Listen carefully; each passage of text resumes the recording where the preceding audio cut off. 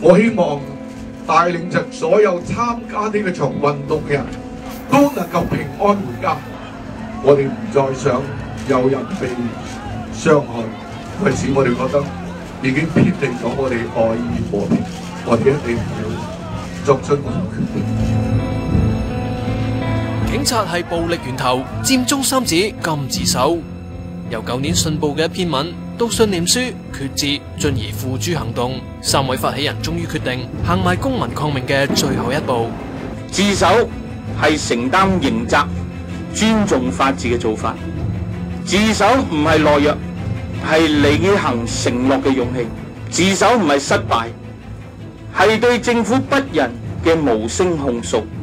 今日下晝3點會去中區海旁警署自首，承認參與未經批准嘅公眾集會。戴教授話，簽咗承諾書嘅人跟唔跟從都唔重要，提早自首只係考慮到留守者嘅安全，希望佢哋盡快撤離。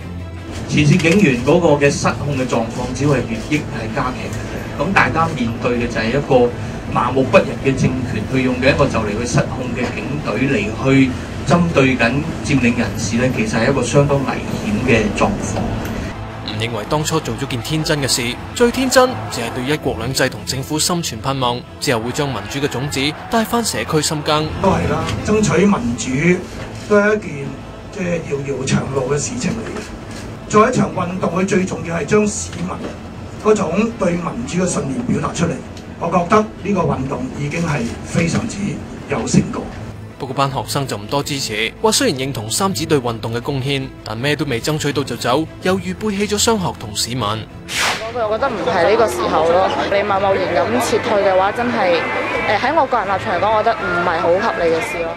即使佢自首咗，但係呢個運動都係繼續緊，發起咗又走嘅，咁冇成個運動已經冇咗意義嘅。據知今日會有幾十人一齊自首，但多個泛民政黨都話暫時唔會跟。